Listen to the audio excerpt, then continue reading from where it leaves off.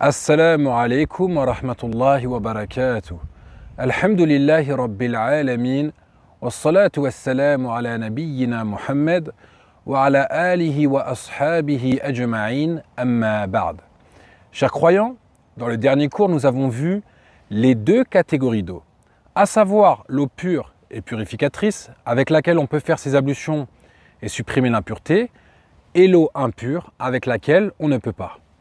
Et à la fin de ce précédent cours, je vous avais posé une question qui était: est-ce que l'eau dans laquelle est tombée une feuille d'arbre est pure et purificatrice ou impure? La réponse correcte est oui, elle est pure et purificatrice. Car la feuille d'arbre est une matière pure. Donc même si l'eau est devenue un peu verte, elle reste pure et purificatrice, sachant que la feuille d'arbre ne prédomine pas sur l'eau et qu'on appelle toujours ça de l'eau. Si vous aimez ce type de contenu, où on apprend l'islam de manière simple, avec un petit quiz en fin de vidéo pour vérifier votre compréhension, alors n'hésitez pas à nous rejoindre sur la chaîne pour ne pas rater les prochaines vidéos. Aujourd'hui, dans ce nouveau cours, toujours dans le thème de la purification, nous allons nous pencher sur le sujet des récipients. Et pourquoi les récipients? Car la purification se fait par l'eau, qui est un liquide pour lequel un récipient est nécessaire. Nous verrons aussi le jugement d'utiliser les habits provenant des non-musulmans, Inch'Allah. Commençons par définir ce qu'est un récipient, qu'on appelle en arabe el-ina, dont le pluriel est el-aniya, qui sont les ustensiles creux qui servent à contenir l'eau ou autre que cela, comme de la nourriture également. Qu'il soit fait en fer, en bois, en peau de bête ou fait de toute autre chose, tout cela est appelé récipient. Et le principe de base concernant les récipients, c'est el-ibaha, c'est-à-dire la permission. Conformément à la parole d'Allah Ta'ala, c'est lui qui a créé pour vous tout ce qui est sur la terre. C'est une règle fondamentale qui indique que tout ce qui est en cette vie, comme récipients, vêtements, aliments, est à la base permis, jusqu'à preuve du contraire. C'est-à-dire sauf ce qu'Allah Ta'ala et son messager ont interdit, et c'est ce que nous allons voir, Inch'Allah. Il y a deux catégories de récipients interdits. La première catégorie est la suivante. Ina'u dhahabi wal fidda, les récipients faits d'or et d'argent. Et la preuve du caractère illicite des récipients d'or et d'argent est la parole du prophète sallallahu alayhi wa sallam qui a dit: La tashrabu fi aniyati dhahabi wal fidda wa la ta'kulu fi sihafiha fa innaha lahum fi dunya wa lakum fil akhirah. Ne buvez pas dans des récipients d'or et d'argent et ne mangez pas dans des plats d'or et d'argent, car ils sont pour eux dans ce bas monde et pour vous dans l'au-delà.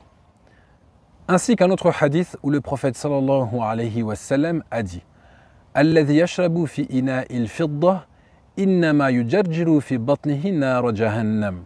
Celui qui boit dans un récipient en argent fait certes couler dans son ventre du feu de l'enfer. Et l'interdiction d'une chose est une interdiction d'ordre général. Cela englobe l'interdiction de sa totalité ou d'une de ses parties. Il est donc interdit d'utiliser un récipient en or et en argent, qu'il s'agisse d'or et d'argent massif, de plaqué, de mélange ou d'autres formes de parure et d'enjolivement. L'imam An-Nawawi, rahimahullah, a dit: il y a unanimité sur l'interdiction de boire et de manger dans les récipients d'or et d'argent, et de toute forme d'utilisation de ces récipients qui se rapportent au manger et au boire. Fin de sa parole. Et l'interdiction d'utiliser les récipients d'or et d'argent s'applique aussi bien aux hommes qu'aux femmes. Pourquoi? Car les preuves rapportées à ce sujet sont d'ordre général, et rien ne laisse entendre qu'elles auraient un caractère spécifique vis-à-vis des hommes, si ce n'est le fait que l'ornement avec de l'or ou de l'argent a été autorisé aux femmes, et cela dû à leur besoin de s'embellir pour leur époux. Cheikh Ibn Baz, qu'Allah lui fasse miséricorde, a dit: il n'est pas permis de prendre comme récipient ceux qui sont faits d'or ou d'argent, comme il n'est pas permis de manger ou de boire dedans, ni même de s'en servir comme récipient pour faire les ablutions. Il dit aussi, rahimahullah, il n'est pas permis non plus ce qui est fait d'or ou d'argent parmi les cuillères ou verres pour boire le café ou le thé, car tout cela est interdit puisque ceci est une catégorie de récipients également. Ce qui est obligatoire pour le musulman, c'est de faire attention à ce qu'a interdit Allah Ta'ala et de s'éloigner de la démesure, du gaspillage et du fait de s'amuser avec les biens. Et dans le cas où une personne possède des biens en abondance, alors elle en fait aumône pour les pauvres. Mais elle ne joue pas avec l'argent, car l'argent possède un droit et certaines personnes sont dans le besoin de cet argent. Fin de la parole du cheikh. Maintenant, ce qu'il faut savoir, c'est qu'il y a une exception faite pour l'utilisation d'une petite quantité d'argent qui serait utilisée pour réparer un récipient cassé en cas de besoin. C'est-à-dire que l'argent est utilisé pour le réparer et non pour l'ornement ou l'enjolivement. Et ceci, conformément à ce que rapporte Anas ibn Malik, radiyallahu anhu, la coupe du prophète alayhi salatu wassalam se brisa, alors il mit à l'endroit de la fêlure un filet en argent. Ce hadith est une preuve qui indique le caractère licite de réparer un récipient avec de l'argent et que cela est toléré, mais pas avec de l'or.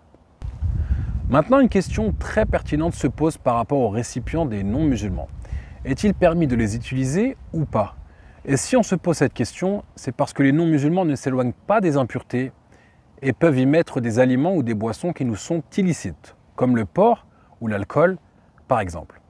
Il est donc plus prudent de s'éloigner de leurs récipients, mais dans certaines situations, le musulman peut être amené à utiliser les récipients des non-musulmans, et ceci plus particulièrement dans des pays non musulmans, comme la France, par exemple. Lorsqu'on va louer un appartement à des non-musulmans, par exemple, avec de la vaisselle à l'intérieur. Ou encore lorsqu'un converti visite sa famille non musulmane et va vouloir utiliser leur récipient pour boire et manger. La réponse est la suivante. Il est permis d'utiliser les récipients des non-musulmans lorsqu'on sait qu'ils ne contiennent pas d'impuretés. Mais également les récipients dont on ne connaît pas l'état, car le principe de base, c'est la permission, comme on l'a vu au début du cours. Et ce principe de base ne peut pas être dissipé par le doute. Par contre, si on a connaissance qu'ils contiennent une impureté, alors on doit au préalable les purifier en les nettoyant pour supprimer l'impureté et ensuite on peut les utiliser. Nous passons maintenant à la deuxième catégorie de récipients interdits. Ce fait de peau de bête morte. Et lorsqu'on dit bête morte, on sous-entend une bête qui meurt d'une mort naturelle ou meurt noyée ou qui a été tuée d'une manière non légiférée, c'est-à-dire qui n'a pas été sacrifiée pour Allah Azza wa Jal, comme le sacrifice d'un polythéiste, par exemple. Donc cette peau de bête non immolée pour Allah Ta'ala est impure, sauf si la peau est ensuite tannée. Et ceci conformément aux hadiths authentiques qui mentionnent la permission de leur utilisation après le tannage. Mais qu'est-ce que le tannage? D'une manière simplifiée, le tannage, c'est l'opération qui consiste à transformer la peau en cuir. On la fait macérer dans une cuve ou un tonneau avec des tanins qui sont des substances végétales comme des morceaux d'écorce ou de bois ou des substances minérales. Le messager d'Allah sallallahu alayhi wa sallam a dit « Idha dubira al-ihabu faqad tahur » Si la peau est tannée, elle est purifiée. Ou encore dans la parole du prophète alayhi salatu wa sallam, le tannage de la peau de la bête morte la purifie. Les savants ont divergé concernant la purification par le tannage. Est-ce qu'elle purifie les peaux de toutes les bêtes mortes, même les bêtes illicites à la consommation de base, comme le porc, ou est-elle spécifique aux bêtes licites à la consommation par l'égorgement légiféré, comme le mouton ou la vache, par exemple? Il n'y a pas de doute que les peaux de cette dernière catégorie, comme celles des chameaux, des vaches et des moutons, deviennent pures par le tannage et par conséquent licites pour toute utilisation, selon l'avis le plus juste des savants. Quant aux peaux de porc, de chiens ou d'autres animaux qui sont illicites de base, les savants ont divergé sur la purification de leur peau après le tannage. Certains savants, tels que Cheikh al-Islam ibn Taymiyyah, Ibn al-Qayyim ou Cheikh al-Albani à notre époque, qu'Allah leur fasse miséricorde, sont d'avis que même les peaux provenant des bêtes illicites à la consommation, comme le porc, sont licites pour toute utilisation après avoir été tannées, car le hadith est général, Wallahu a'lam, et Allah est plus savant. Dernier sujet de ce cours, est-il permis de porter des habits qui proviennent des non-musulmans? La réponse est qu'il est permis de porter des vêtements ou habits provenant des non-musulmans dans le cas où on a connaissance qu'ils ne contiennent pas d'impureté. Car la base, c'est qu'ils sont purs, c'est-à-dire qu'ils ne contiennent pas d'impureté.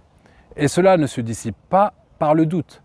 Il est aussi permis d'utiliser ce qu'ils ont tricoté ou teinté. Car le prophète alayhi salatu wassalam et ses compagnons portaient des habits tricotés et teintés par les non-musulmans. Wallahu ta'ala a'lam, et Allah ta'ala est plus savant. Donc je vous propose de résumer de manière simple ce cours et ensuite vous pourrez répondre au quiz que je vous ai préparé, dont le lien se trouve dans la description de la vidéo. Nous avons vu que la base dans l'utilisation des récipients, c'est al-ibaha, c'est-à-dire la permission. Sauf lorsqu'un texte l'interdit, comme c'est le cas pour les récipients d'or et d'argent, excepté dans l'utilisation d'une petite quantité d'argent qui serait utilisée pour réparer un récipient cassé et non pour l'ornement. Nous avons ensuite vu l'interdiction des récipients qui sont faits avec des peaux de bêtes mortes, c'est-à-dire sans avoir été sacrifiés de manière légiférée, ou alors des bêtes trouvées mortes, naturellement, sauf si les peaux ont été tannées, car elles deviennent pures par le tannage. Et enfin, nous avons vu la permission d'utiliser les récipients et les vêtements des non-musulmans lorsqu'on sait qu'ils ne contiennent pas d'impureté. Et dans le cas où on a connaissance que leurs récipients contiennent une impureté, alors on doit au préalable les purifier en les lavant avant de pouvoir les utiliser. Wallahu ta'ala a'lam, et Allah ta'ala est plus savant. Wa sallallahu ala nabiyyina wa sallam.